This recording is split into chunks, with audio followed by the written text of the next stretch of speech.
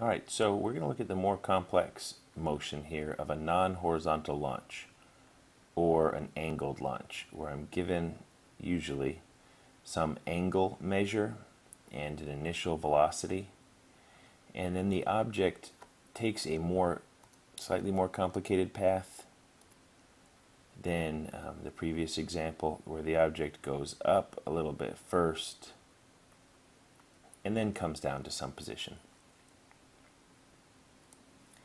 This problem is going to require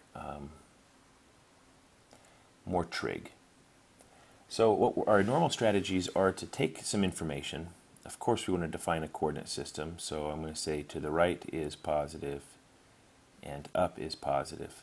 And I try to get information out of the problem and into my table, because that's just the strategy that I like. So I've got a table of 3 in the horizontal direction for projectiles, table of 5 in the vertical direction,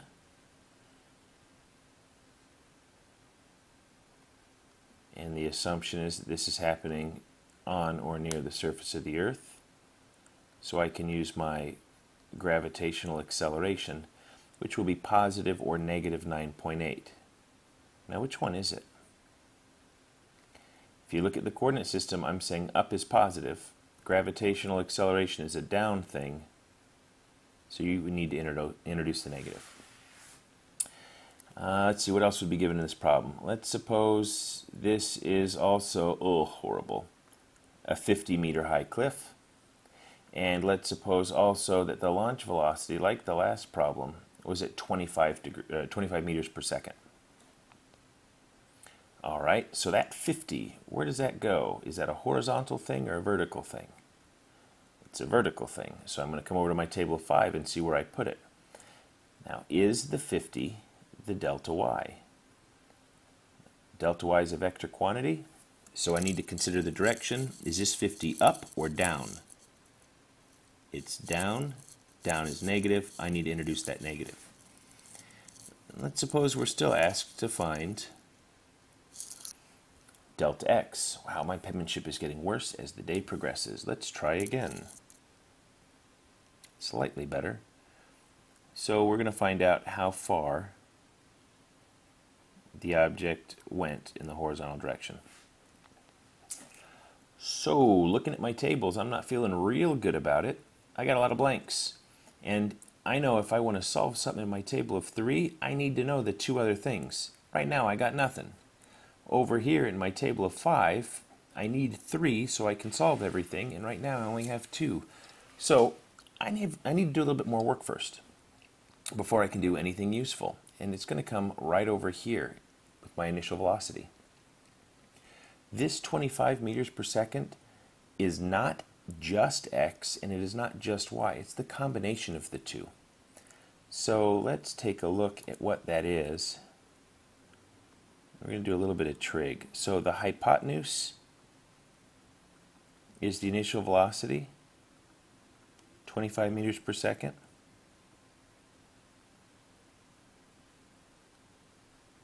And if that's an initial velocity, it's giving me an initial velocity in the y direction and an initial velocity in the x direction.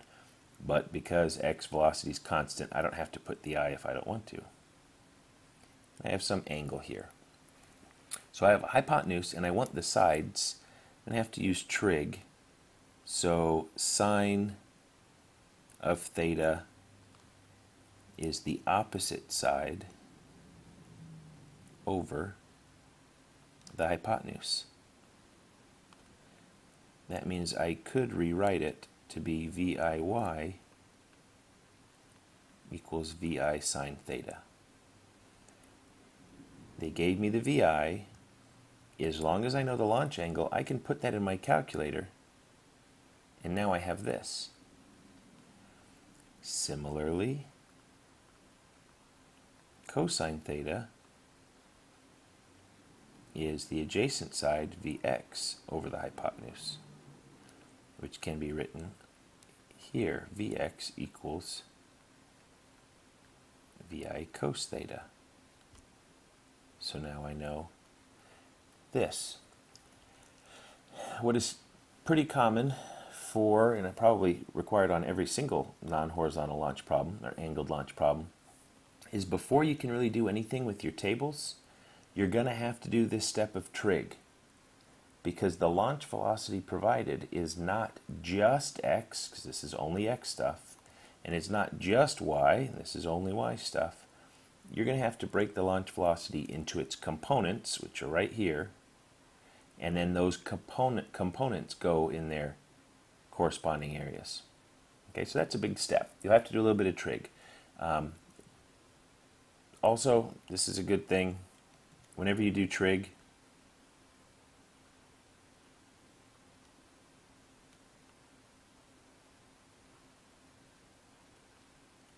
probably you want to be in degree mode. You might get in radian mode during math class. Degree mode in here is going to work a lot better. Most angle measures you'll ever be given those will be in degrees. So now looking at this problem, here's my strategy. In order to find delta x, I need to know time, because once I know these two, I can find the third. This time is the same as this time.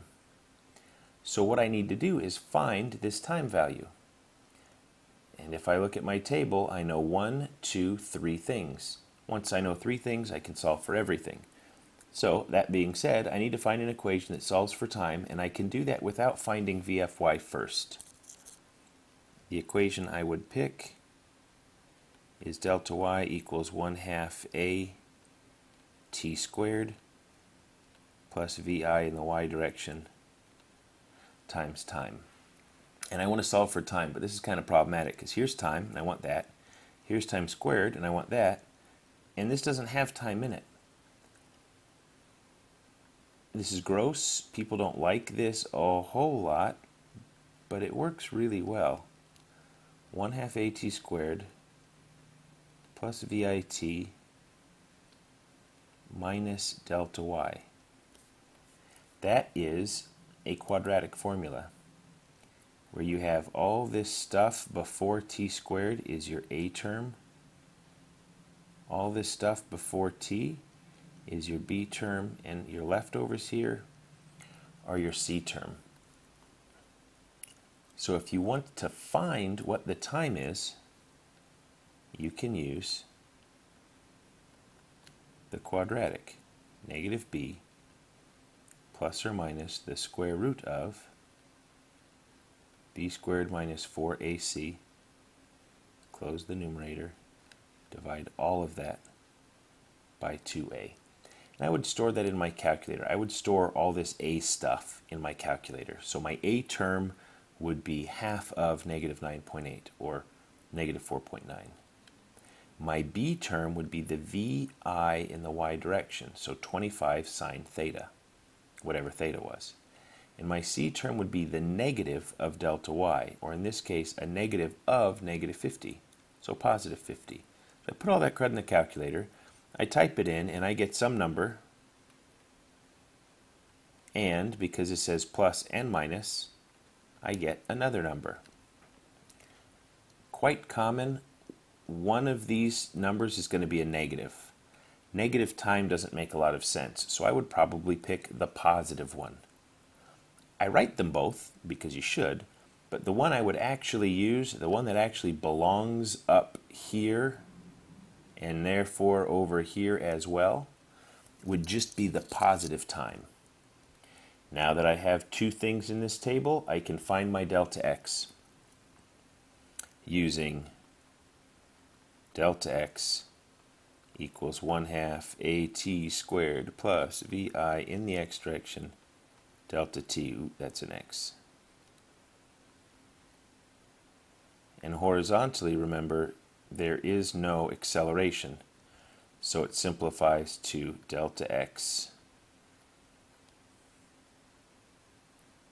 equals vx delta t. And I know the vx, that would be v cosine theta, and I now found the time using the quadratic formula. Multiply those two things together, and I would have my delta x, my horizontal range. So that would be useful. We should have time to look at another common question here, which would be a maximum height for a similar problem. So let's see if I can do this any better. No, let's not save. We have that object. And if we're asked for max height, we probably don't even care about the horizontal stuff, but it's a habit, so I wrote it in there.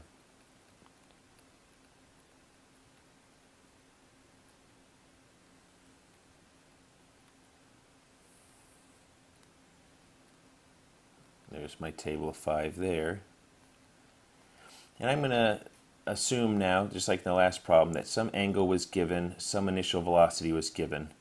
So I have this after I do some trig. I have this after I do some trig. I want maybe a maximum height. This is delta y. And pay attention to wording here, because if it says height above the ground, you'd need to add this height as well. So just make sure you read. Vfy, an object at the top of its path stops its motion vertically, and then my acceleration, to be consistent with the last one, and my acceleration would be negative. All right, if I look at this table, I don't even really care about this. If I look at the y table, I know 1, 2, 3 things. I'm looking for a fourth thing. I don't care about time, so this would be my choice. Vf squared equals Vi squared plus 2a delta y, where the Vf is 0, and then all of this gets rearranged